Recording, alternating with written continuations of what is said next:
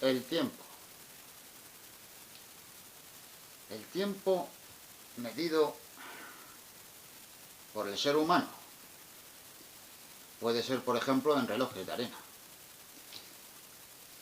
La arena, como medidor del tiempo, es curiosa. La verdad es que si nos lo paramos a pensar, el tiempo, al final, lo que hace es que vayan evolucionando las vidas de una manera lineal. Vidas que se construyen como se construyen las casas en la arena. Lo que nos ocurre en la infancia sería como los cimientos clavados en la arena profunda para levantar las casas que seremos un día. A propósito de esto, os voy a contar la historia de un amigo llamado Enzo.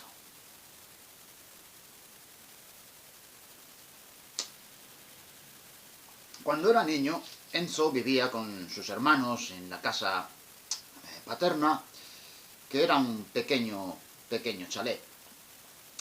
Los padres tenían la costumbre de mandar a todos los hermanos a las 9 de la noche, muy temprano, a la cama, y el padre solía tener la costumbre de decirles a los hijos que se fuesen a la cama a dormir o vendría el hombre de arena a por ellos. Los niños siempre se preguntaban quién sería el hombre de arena, sobre todo Enzo. Enzo le comía la cabeza quién sería el hombre de arena. Un día Enzo le preguntó a su madre quién era el hombre de arena con el que su padre siempre decía que si no se iban a dormir, vendría a por ellos. La madre les dijo que el hombre de arena no era especialmente nadie. Aun con todo, los niños siempre terminaban pensando que el hombre de arena sí existía. Sobre todo porque Enzo aseguraba que cada vez que cerraban la puerta del dormitorio escuchaba unos pasos extraños subir por la escalera y que eran como pisadas arrastradas. Todos los hermanos creían ver en ese momento que la casa se llenaba de una especie de bruma, quizá producto de, de las ensoñaciones de los niños en una habitación en penumbra a la hora de dormir. Como Enzo escuchaba a su padre todos los días decir que se fuesen a la cama o vendría el hombre de arena y que su madre le había dicho que el hombre de arena no existía, decidió buscar una tercera opinión en su abuela. Y la abuela, que era la madre de su padre, le dijo que el hombre de arena sí existía. Pero fue más allá. Dijo que el hombre de arena secuestraba a los niños que no iban a la cama a dormir para llevárselo a la luna, donde sus hijos los devoraban con sus picos y sus garfias, destripándolos y llenándolo todo de sangre, dejando de los niños solamente jirones de carne pegados a trozos de huesos rotos esparcidos por el nido. Yo no soy quién para decir cómo se tiene que educar a los niños.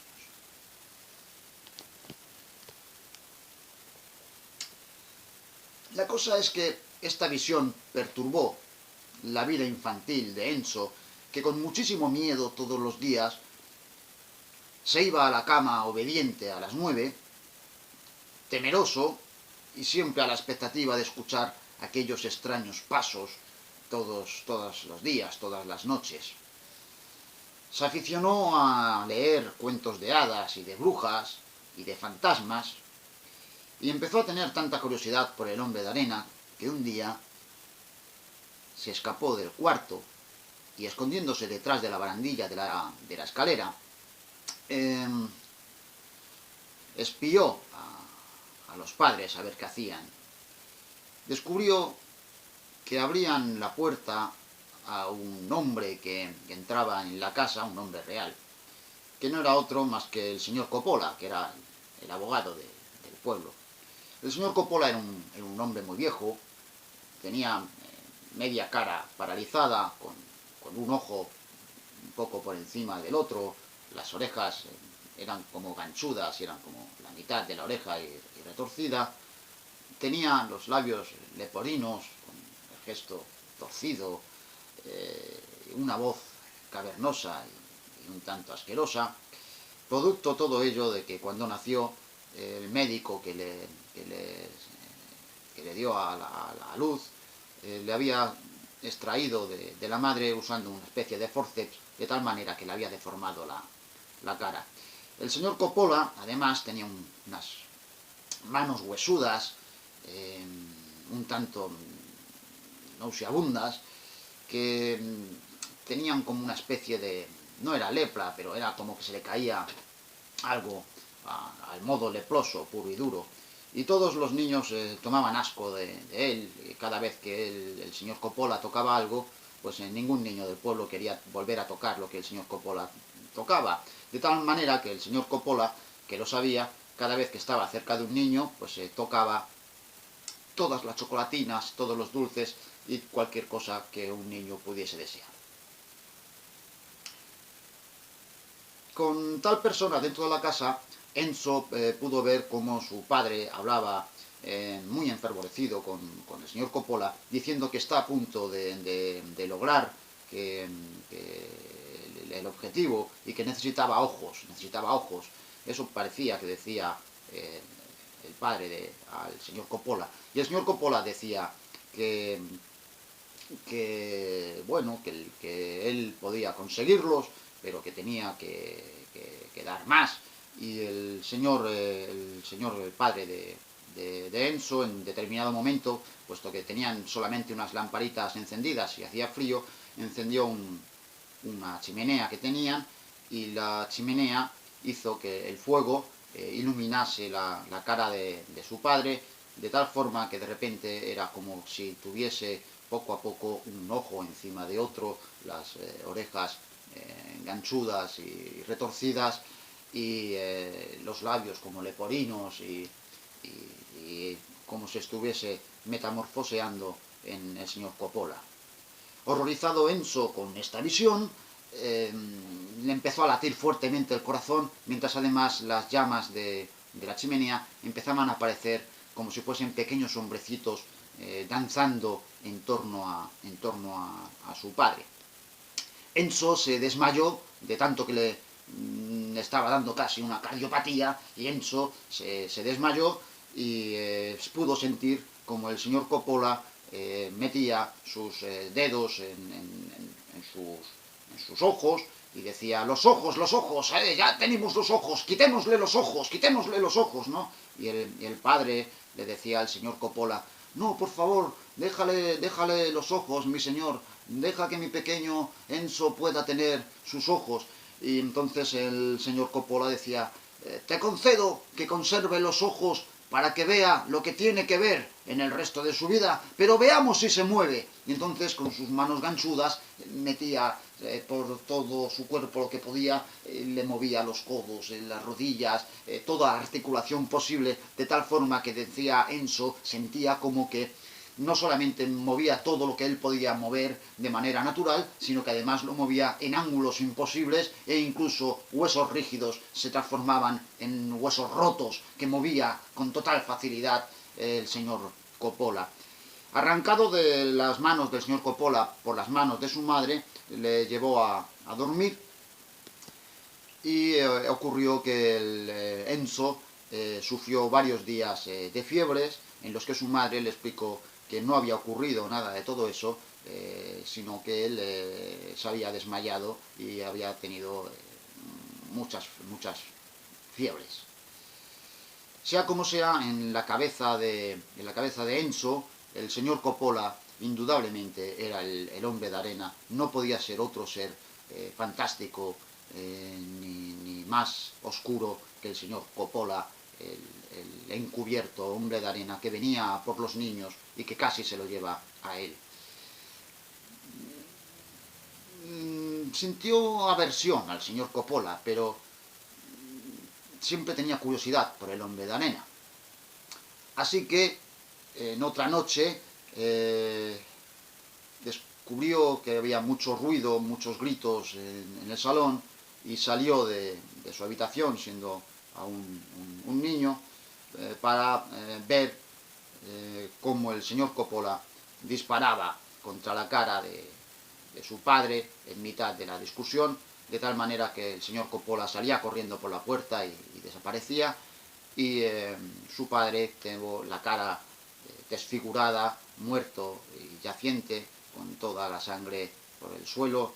Le había disparado de tal forma que le había reventado media parte de la cara, y entonces le faltaba un ojo, se había transformado en una especie de cueva oscura y tenebrosa, y el otro ojo, que había roto la bala, el bocajarro, lo había roto un trozo de hueso, pues había salido de su órbita y estaba medio colgando. Entonces en esa cara casi sin ojos creció mi amigo Enzo en su adolescencia con estas visiones. Costó mucho tiempo convencerle de que el señor Coppola no era un ser diabólico, pero aunque hubiese matado a su padre, no era un ser de las profundidades del Averno, como él creía. Tuvieron que explicarle el asesinato de su padre por deudas, y bueno, pues él en ese proceso cambió las lecturas de cuentos de terror por libros de nigromancia, por libros de oscuros y de satanismo y de fenómenos paranormales. Se echó una novia llamada Clara y se fue a vivir a una ciudad donde hacía el Erasmus. Con ese Erasmus y ese enamoramiento, Clara aborrecía totalmente de las conversaciones sobrenaturales de Enzo, le aburría sobremanera, y Enzo quería convencerla de que ella no era capaz de ver lo que él veía, pero que iba a mejorar mucho su vida si era capaz de ver lo que él veía. Sea como sea, se casaron, y en mitad de la boda, cuando el cura les dijo puede besar a la novia, Enzo fue a acariciarle la cara de tal manera que con sus dedos pulgares acarició sus párpados primero, y sintió como al acariciar sus párpados los ojos de ella se caían, y tendidos por el nervio óptico los dos estaban sobre su pecho, y se llenaba todo de sangre. Horrorizado, pues tuvo una crisis de nervios gritando, y toda la iglesia estuvo en alarma, hasta que la novia, Clara, le dijo: mírame bien, no ha ocurrido nada de eso, mis ojos están en su sitio, estos son unos bordados rojos que tengo, no es sangre. Bueno, sus crisis nerviosas siguieron, de tal manera que el hermano de ella fue a vivir con ellos, y bueno, en una de las peleas que tuvieron por una de las crisis nerviosas de Enzo, diciendo que a Clara que era incapaz de ver la realidad, y Clara decirle: eres tú el que no ve la realidad, te estás obcecando, ni el señor Coppola era un ser del infierno, ni viste al hombre de arena, ni se caen los ojos. Él la insultó, y entonces el hermano de ella se metió en medio, sacó una navaja, Enzo cogió un cuchillo, se iban a matar, y entonces ella pues intervino diciendo que si su hermano mataba a su esposo se quedaba sin esposo, y si su esposo a su hermano se quedaba sin hermano, tenían que matarla a ella antes que matarse entre ellos. Sea como sea, hicieron las paces, pero ante las crisis nerviosas de Enzo decidieron que lo mejor era regresar a vivir a la ciudad donde vivía Enzo originalmente, donde era natal.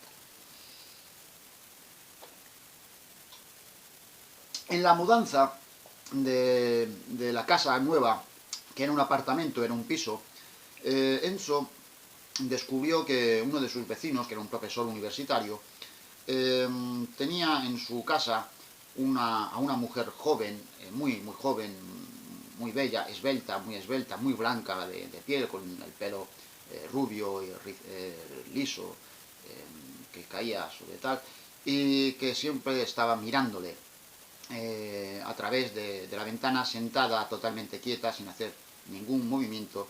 Y él intentó saludarla la primera vez, pero ella no se inmutaba, miraba un punto fijo, indeterminado, como abstraída, y aunque él intentó saludarla muchas veces no tal. Con el tiempo supo que esa era la hija del profesor, que debía tener algún tipo de tara mental, y hacía que el profesor la colocaba siempre pues, delante de su ventana para que viese la calle, o por lo menos lo intentase y le diese el aire, y ella pues estaba siempre quieta, mirando a un punto indeterminado, sumergida en su mundo interior. Enzo la veía siempre, de vez en cuando, y siempre tenía curiosidad porque su ventana daba a la ventana de ella. El matrimonio con Clara proseguía más o menos normal, y lo único que distraía a Enzo pues era esta extraña visión de la hija, que por cierto nunca llegaba a ver los ojos de ella, porque los ojos de ella estaban tan abstraídos que como si fuese prácticamente una persona, en fin, era difícil de ver todos sus rasgos en todo su esplendor.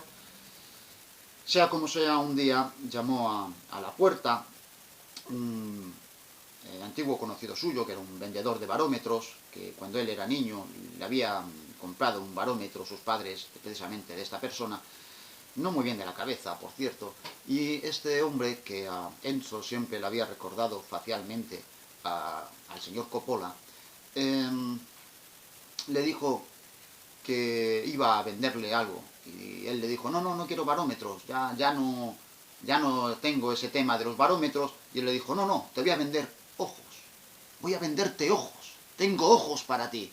Entonces el otro, ¿pero qué es? ¿Me vas a vender ojos? Eres un majadero, estás loco. No, te voy a vender ojos. Y metiéndose la mano en el abrigo, sacó y desparramó un montón de gafas por la encimera que tenía en la entradita de la casa. Ese montón de gafas recibieron el reflejo del sol de tal manera que iluminaban todos a la cara de Enzo como si le estuviesen mirando con montones de ojos, pero eran gafas. Y entonces Enzo dijo, ¡ojos, quitadme esos ojos! ¡Me están mirando esos ojos! ¡Quitadme esos ojos! Y viendo que empezaban tanto a violentarse, el vendedor de barómetros recogió todas las gafas, todos aquellos extraños ojos que eran realmente gafas, se los guardó y dijo, para ti tengo otros ojos que te van a hacer ver mejor lo que quieres ver. Son los ojos de tu vida. Y sacó unos anteojos de ver las obras de teatro y las óperas, unos prismáticos pequeñitos, y le dijo, estos son buenos, estos serán los ojos de los que nunca te podrás olvidar. Y Enzo, que sabía que se había comportado como un loco, le pagó un montón de dinero por esos prismáticos para que se fuera, y cerrando la puerta pudo escuchar la carcajada del vendedor de barómetros diciendo, me ha comprado los prismáticos más caros de su vida, los más caros de su vida, los que más le han costado en su vida. Enzo, avergonzado, sabía perfectamente que es verdad que le había pagado demasiado dinero. Pero bueno, ya que los tenía, miró por la ventana con los prismáticos, de tal manera que pudo ver todas las facciones de la hija del profesor a la perfección. Y vio los ojos de ella. En los ojos de ella también habían visto los ojos de él, o al menos eso creía él, porque ella, en su mirada abstraída a la nada, se dio cuenta de que él la miraba. Entonces ella, en esa abstracción, abstrajo su mirada en él. Y él, en esa mirada extraña, se paró a verla a ella. Entonces los ojos de él miraban dentro de ella, de la mirada de ella, y la mirada de ella miraban dentro de él, enraizando una serie de pensamientos que le atraían cada vez más. Así todos los días miraba por la ventana para verla a ella, y la miraba, y sabía que ella le miraba a él, aunque no se movía, y tuvieron una abstracción mutua, y él todos los días no podía parar de mirarla a ella y su extraña mirada que tanto la atraía, de tal manera que deseaba tocarla, quería estar con ella. Así llegó un día que le dijeron los vecinos que el profesor quería celebrar que había logrado un gran avance con su hija y la quería presentar en sociedad. Alquiló una sala de conciertos de piano porque su hija tenía una cualidad de las pocas cosas que hacía, que era tocar el piano, quizás sea lo único que hacía, tocar el piano. Y con ese logro que decían que había logrado con ella, pues quería presentarla en sociedad. Invitó a todos los vecinos, incluido a Enzo, a su familia, a colegas de la universidad, a profesionales de todo tipo, sobre todo médicos, etc. Enzo fue a la fiesta, a escucharla con el piano. La sala estaba abarrotada, prácticamente no se podía uno mover por allí, era muy difícil, y entre intentó verla a ella, que entró en la sala muy rígida, porque tanto tiempo allí quieta la hacían moverse como si las extremidades estuviesen soldadas. Entonces casi no movía muy bien las rodillas, ni los codos, ni prácticamente, era como moverse un muñeco de palo, ¿no? Un muñeco totalmente de palo. Pero avanzó hacia el piano y, sentándose, tocó el piano. Intentó verla con los prismáticos, no la veía muy bien, pero al fin, llegada la hora del baile, él se abrió paso entre la multitud, la agarró por la cintura y se puso a bailar con ella, y ella le miraba a la cara a él y él a ella, y era como sus miradas únicamente podían verse el uno al otro, dentro de sus ojos, como llegando al corazón. Entonces él empezó a bailar, la gente les miraba cómo bailaban, y él le decía, yo sé que tú me mirabas y yo te miro, y creo que realmente he encontrado el amor en ti, el amor puro, alguien que ve en mí algo puro y que comprende lo que realmente yo pienso y siento. Y ella decía, jaja, jaja, jaja, y él seguía con todo esto, y bailaba como en un baile eterno, mirándose únicamente a la cara, sin contemplar por qué parte de la estancia se movían en esa especie de vals extraño, y él le decía lo bella que era, y él ya decía, ajá, ajá, ajá, y hasta que llegó un momento que ya no había luz por las ventanas, y había que parar de bailar, y se dio cuenta de que no había nadie en la habitación, salvo él y ella. Se habían ido todos a sus casas, y solo quedaba él, ella y el padre, que se movía en torno a ellos, complacido con él, y le dijo, veo que usted ha hecho muy buenas migas con mi hija, y veo que le gusta su compañía. Le doy permiso para que venga usted todos los días, ¿no? Y mi amigo Enzo iba todos los días a hablar con ella, y hablaba con ella, y le contaba lo mucho que la amaba. Se había olvidado totalmente de Clara, hasta que un día le dijo un amigo suyo, te has vuelto loco, Enzo, tu amada no es un ser humano, es un autómata movido por mecanismos de arena, y sus ojos son ojos de cristal. Esa persona no existe. Enzo, ofendido, abofeteó a su hermano, a su amigo, perdón, abofeteó a su amigo, y se fue hacia la casa, donde dijo, Olimpia, Olimpia, porque así se llamaba su amada Olimpia. Dijo, Olimpia, Olimpia, ven conmigo, dicen que eres un autómata, pero no, yo sé que tú eres una persona real y que me amas. Y según gritaba eso por las escaleras, vio como en la casa estaba el señor Coppola discutiendo con el profesor universitario, diciendo, yo te he dado los ojos, el muñeco es mío, yo te he dado los ojos, el muñeco es mío. Y forcejeando entre los dos con ese muñeco, tiraron tanto de él que Olimpia cayó y se rompió la cabeza, salieron sus ojos, salieron sus extremidades, y toda la arena se desparramó, y Enzo pudo ver claramente cómo la cara de ella tenía dos oscuros ojos que no eran más que dos huecos en su cara, mirándole. Esto ha sido El hombre de arena, de Eta Hoffmann.